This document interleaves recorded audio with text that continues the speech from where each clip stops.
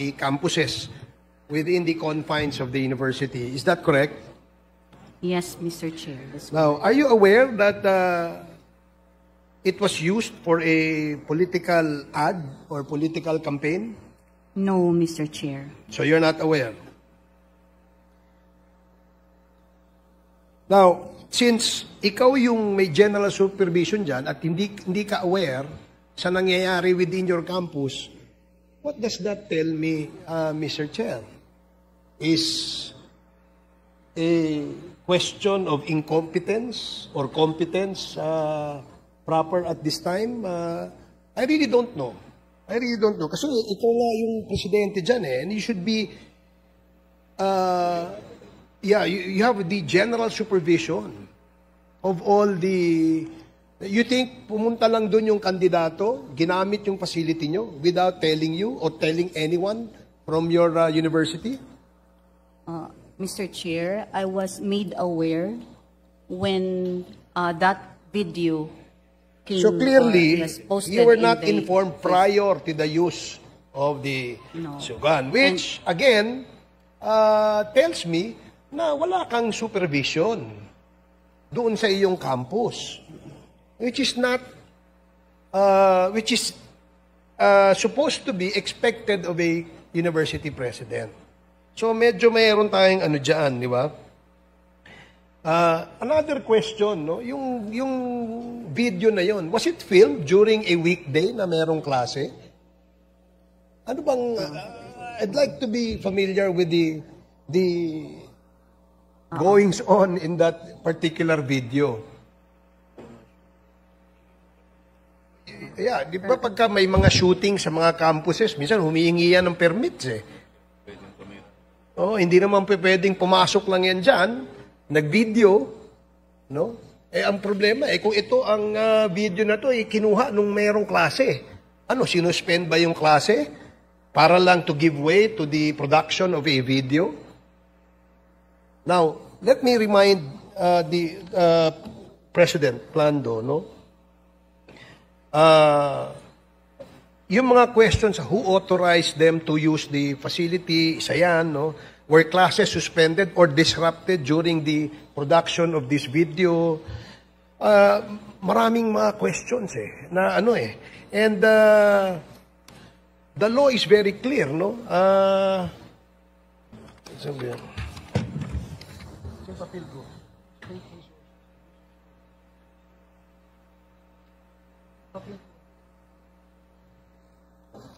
You see, let me define what abuse of state resources is, no? As provided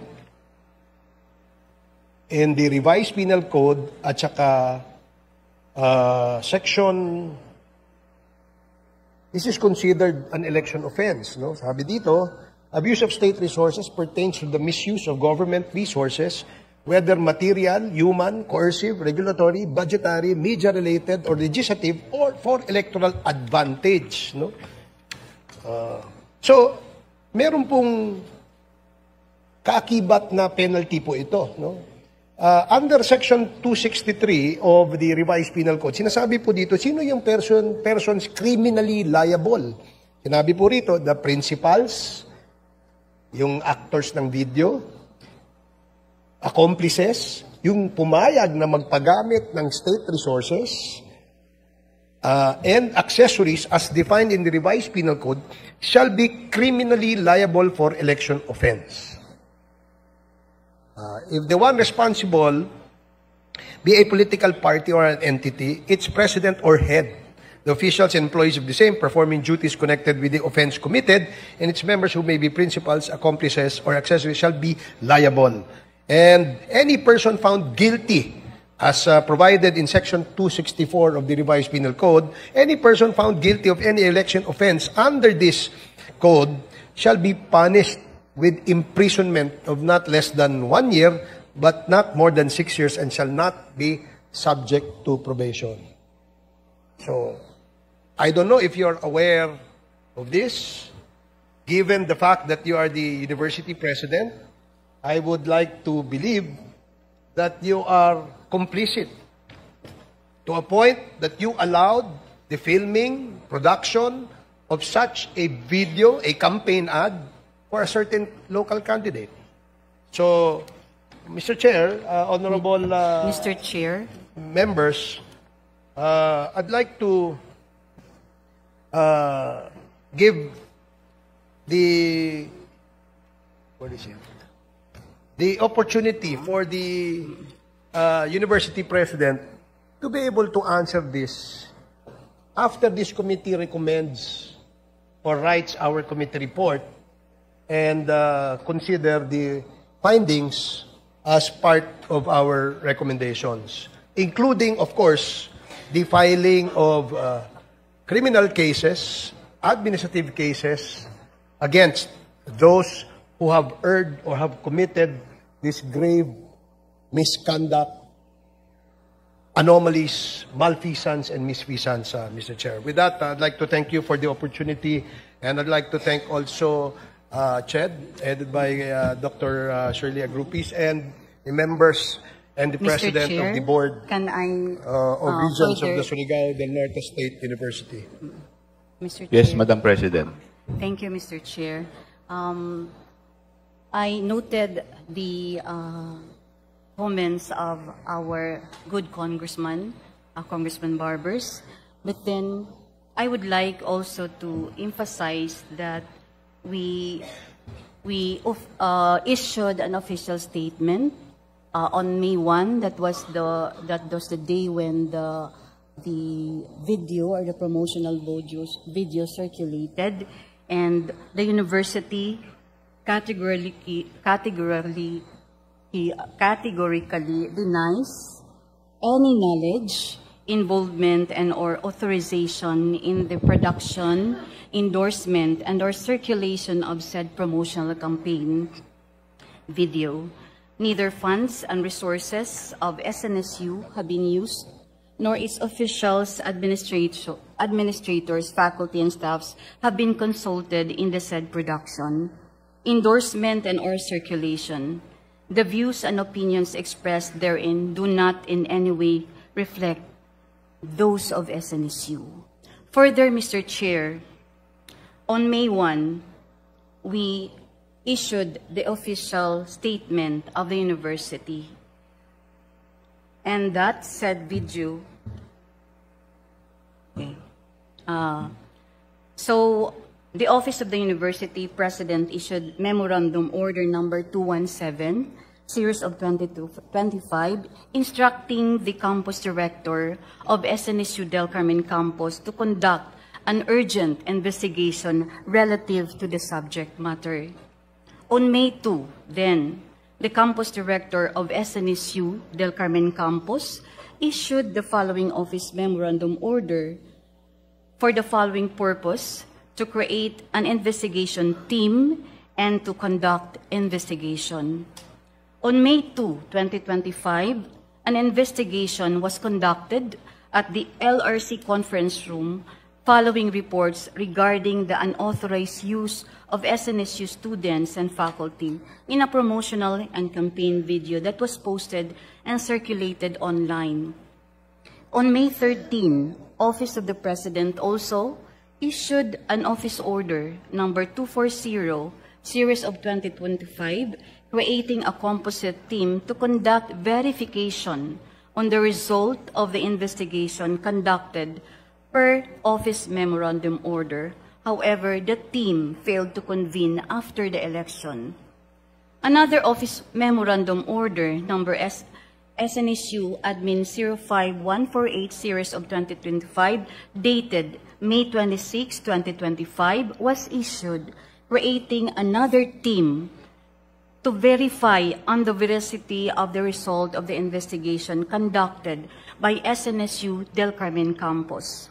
On May 27, 228, the team conducted the actual verification process, and each of the invited official, employee, and students were informed of their rights prior to the interview.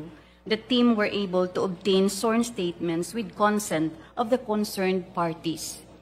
And this concerns and issues also, Mr. Chair and honorable members of the committee, was presented to the Board of Regents for deliberations and discussion, because I am only one member or member of the governing board, which is the highest governing policy-making body of the university.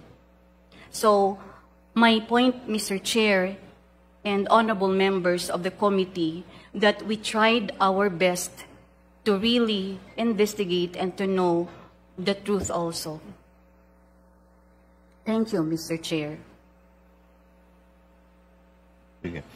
The Honorable Acop is recognized.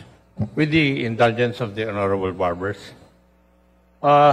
Madam President, sabi po nyo, nag-imbestiga po kayo, di po ba? Yes, Mr. Chair. Meron po bang resulta yung investigasyon ninyo? Yes, Mr. Chair.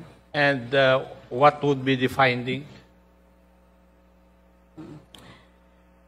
The finding was the person appearing as a teacher in the video political campaign is not a bona fide employee of SNSU. Hindi rin po Rather, Mr. estudyante Chair, yung dalawa. Yes, Mr. Chair. Rather, a teaching staff of a certain school. Thus, SNSU officials and employees, Mr. Chair, and honorable members of the committee, and not directly or indirectly involved in any partisan political activity. Madam President, pakisagot lang po yung aking katanungan. Masyado na pa kayong defensive eh. Bilang isang investigador, ako'y nagdududa. Masyado ka ng defensive. Hindi ko naman yun ang tinatanong ko eh. Ang tinatanong ko lang po sa inyo ay kung meron na po kayong findings. Kasi hindi nyo sinagot kanina yung mga katanungan na ni Honorable Bars. Number one, dininay nyo kanina na yung classroom at saka campus na ginamit, hindi po sa SNSU. Tama po ba yung pagkarinig ko? Yung classroom po, Mr. Chair, is hindi. Hindi po. Hindi po sa... How would you know that it is not a classroom of SNSU? Is it a... If we will be able to prove that that incident happened inside the perimeter of your campus, Mr. Chair, I would like to request respectfully that the result of the investigation will be furnished to the Board of Regents for deliberation and discussions. Pakiulit po yun. Hindi po namin nakuha ng buong-buo yung sinabi po ninyo. On May 29, actually, Mr. Chair, this was presented to the Board of Regents. Yeah. Hindi naman po yung board ang tinatanong ko. Tinatanong ko po kayo bilang SNSU President. And you should be aware of all these things bilang Presidente ng SNSU. Di po ba? It's part of your jurisdiction that you should know everything that happens within your campus. Yes, Mr. Chair. ang tanong ni Congressman Acop kanina, if that incident happened inside the campus, including the classroom scene. Hindi po ang classroom. Ano Mr. po? Chair. Hindi po yung classroom, Mr. Chair. Second, yun po mga actors or actresses na nandun po sa present ni Honorable Barbers, hindi po taga SNSU? Mr. Chair. Was that also discovered in your investigation? Hindi ba dapat very critical yun sa inyong investigasyon?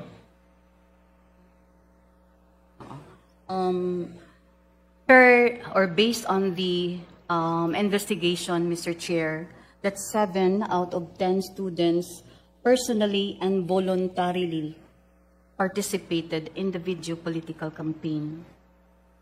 So in other words, ang sagot po nyo dun sa aking katanungan, estudyante po ng SNSU, yung mga nag-participate doon. Yes or no? Some po. Hindi Oh, lahat. sige, Sam. Ilan ba yung estudyante na pinag-uusapan po natin? 7 out of 10, Mr. Chair. 7 out of 10. Mas maraming estudyante ng SNSU. At doon sa investigation report, yung tatlo, hindi nyo po alam kung saan nanggaling. Yun po ba ang ibig nyo sabihin? Yes, Mr. Chair. And Next question, Madam President. May prinisinta po rin si the Honorable Barbers na affair or event sa isang gymnasium. Yung gymnasium ba na yun hindi gymnasium ng SNSU? Mr. Chair, Simpleng-simple lang po yung tanong ko, Madam President. Doktor po ang nakalagay dyan sa inyong titulo dyan. Pakisagot lang po yung aking tanong. Otherwise, I will move to cite you in contempt. it was on the Candidates Forum, Mr. Chair. I beg your pardon? Candidates Forum, where the... Gymnasium ba ng SNSU yun? Yun po ang aking katanungan. Yes, Mr. Yes, Chair. simpleng-simple lang po yung aking Candidates katanungan. And I do not know why a doctor of philosophy cannot answer a simple question. This is an investigation in aid of legislation. And you should answer questions directly, Madam President. Di po ba? So in other words, lahat po ng sinyales ay nagamit po yung inyong campus. Would you agree with that, Madam President? Nandun yung estudyante, nandun yung gymnasium ninyo.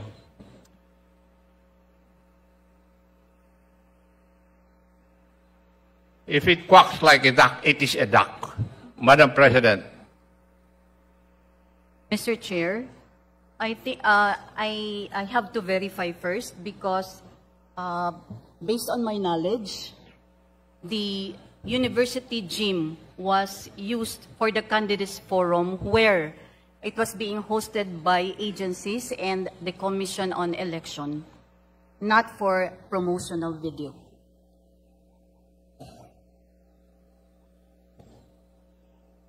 Madam President, yung pong katanungan ko po hindi na, yung sagot po ninyo, hindi naman po yung kasama doon sa katanungan ko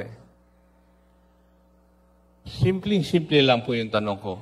Yung bang gymnasium na prinisinta dito kanina ni Honorable Barbers, na merong event, gymnasium ba ng SNSU? And all of these information should have been contained in the investigation report conducted by the people you have directed to conduct the investigation. In other words, I can call their investigation very, very sloppy, Madam President. And if you're satisfied with that investigation, I'm sorry, hindi po ako naniniwala po sa inyo. Thank you, Mr. Chair. Thank you. If I may, with the indulgence of the Honorable Ace Barbers. Madam Chair, tama po ba yung pagkakaintindi ko na 7 out of 10 students participated in this TV ads or in this political ads? Based on the result, yes, Mr. Chair. Okay. And based on what you said a while ago, some of the scenes, if not all, were shot inside the vicinity or inside the campus. No, Mr. Chair. So, are you telling us na yung 7 estudyante inilabas pa from the school? Mr. Chair, hindi po yun sa classroom ng SNSU vicinity. Kaya nga po. So, hindi lang naman po yung scene sa classroom. Di ba? Meron din ng mga scene sa labas. Meron din... Yung may nagsasalita po doon Ang background niya yung mismong entrance ng eskwelahan. Hindi rin po ba yun sa campus? Gumawa rin sila ng artificial na pinto or ng gate? Oo, sa labas ng campus. Okay. Now, my question is, hindi po ba sila humingi ng permit sa inyo? Not that I know of, Mr. Chair. Kumuha ng estudyante ninyo, nag-shoot sa labas ng campus ninyo, and yet, kahit na isa, walang permit. Hindi po ba kayo nagalit dahil 7 estudyante ninyo nagamit sa political ads, pati yung mismong eskwelahan ninyo? I mean, that is the common reaction pag wala kang kinalaman. That's why Siyempre, as president, what if yung estudyante nagagamit? That's why, Mr. Chair, we really have conducted a thorough investigation on the same. We cannot do otherwise because we are not sure whether or not they are our students. So, you're saying na talaga totally wala po kayong alam? Yes, Mr. Chair. All right. Yes, Mr. Chair, Honorable. matanong ko lang ulit si Madam President. Honorable Barbers, to Plano. recognize. Right before you continue, the Chair would like to recognize the Honorable Brian Raymond Jamsuan from Bicol Saro, Honorable Bagook from PL APEC, Honorable Crispin Diego Remulla, Vice Chairperson from 7th District of Cavite. Please continue, Congressman Barbers. Thank you, Mr. Chair. Madam President Plando, yung video which I showed earlier, you admitted that it was the gym inside the campus, correct? Tama, no? The second video, yes, Mr. Yes, Chair. yung mayroong naglalakad. And according to you, it is a candidates forum. Sigurado ka dyan. Yes, Sigurado Mr. Chair. kang candidates forum yan. Candidates forum, yes, Mr. I have a Chair. complete video of that particular activity wherein in that video, it was shown there that you and some of your faculty were dancing. We have to verify, Mr. Chair. No, I'm telling you now. I can show you the evidence. At sinasabi ko sa iyo na sana sabihin mo yung totoo. Diba? It's as if you're trying to evade something. Anyway, Mr. Chair, I don't want, again, to belabor that point because clearly there is some semblance of untruthfulness in this hearing.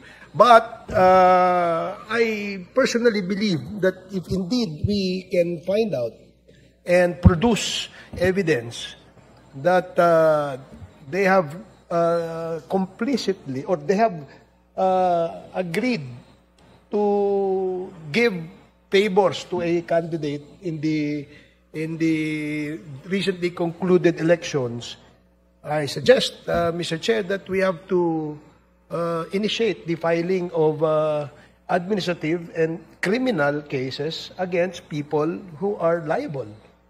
In this case, hawak pa lang po natin yung initial na ebidensya, and we will have to go deeper into finding out more proof. Pero it seems that kung totoong nangyari ito sa loob ng isang universidad na kung saan kayo ay nakitang sumasayaw, it is as if you are endorsing a candidate. Again, it's an electioneering, siguro election offense na naman yun. So, Mr. Chair, siguro we have sufficiently deliberated on this particular issue, and I will just ask my staff to submit whatever documents, videos, pictures that we have in order for us and the members of this committee to be guided in the writing of the committee report and proposed recommendations to the same, Mr. Chair. Maraming salamat po ulit sa pagkakataon. Thank you po. Thank you, Congressman Ace Barbers. Meron pa po bang magtatanong? Mr. Chair. Yes, Madam Chairperson Shirley. Yes. Thank you very much, Mr. Chair. I am the chairperson designate of SNSU, and when I just want to put on record that when I heard this incident, the video, I was copy furnished of the video. I immediately called for a special board meeting, because we are guided by the Omnibus Election Code in Section 261, Paragraph O. and being the chairman of the board of SNSU, I should not table this incident because I am mindful of every single sentence provided in the Omnibus Code of Omnibus Election Code. So there was a preliminary, I have to confirm that there was a preliminary data that SNSU presented to the Board of Regent. But that was not a BOR directed in the fact-finding. That's why after presenting that the classroom was not inside the SNSU, that's why there were violations from the side of SNSU. Out of the 10 students, 7 are SNSU wearing the uniform, and then the 3 are from other college, but they wear the SNSU uniform. That makes the impression that all the students participated are SNSU. That is something to be verified. To the classroom, I went to SNSU. The classroom, I cannot find that kind of video in the classroom, in any classroom by SNSU. Again, I am a data-driven person, so I asked them to verify. As to the background, when somebody was talking about the creation of SNSU, the aerial landscape of SNSU can be done by anybody. Dadalhin lang yung kanilang aerial camera na kukuha na po nila. But again, I instructed them to see whether this was permitted or not. But in summary, there is a very clear guidelines of the Omnibus Code of Election. So I would really appreciate the effort of the committee by digging into this so that we can see really the factual information, whether SNSU was at fault or not. But based on the preliminary investigation, Mr. Chair, there should be a more detailed investigation of this. And I believe COMELEC is already doing such. Thank you, Mr. Chair. Thank you, Madam. Mr. Chair, just additional yes, information, if I may. Congressman, Just a very quick information. The said issue was brought before the COMELEC already, and now a subject of a disqualification case against the winning candidate on the basis of the election offense committed, abuse of state resources. Sinight po yan nung nag-file ng complaint dun sa COMELEC. So, just for the information of the, maybe we can use the same documents, evidence that they have produced, they have submitted to the COMELEC, so that the committee will be guided in the writing of our committee report. Thank you, Mr. Chair. Yes, Ma'am, I would like to address my question to President. Madam, would you know when was President Gamboa first elected as SNSU President? When? As far as I can remember, Mr. Chair, that was on January 7, 2016. 2016. Until? The first term of President Gamboa was on January 7, 2016 until January 6, 2020. January 6, 2020 po, Mr. Chair. 2020. Okay. When was the second time?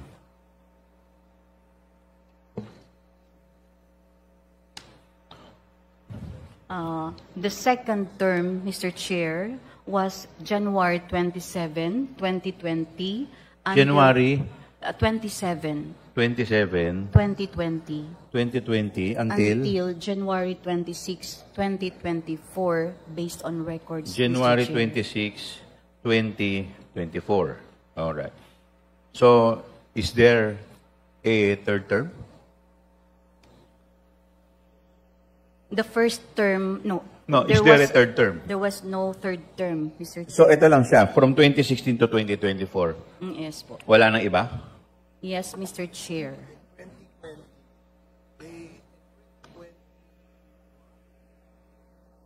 When the law was passed creating the state, they elected him for another 4 years, which means if he had completed, he would have served 10 years as the president. So, ma'am, did I understand you correctly a while ago? Nung una kasi tinanong po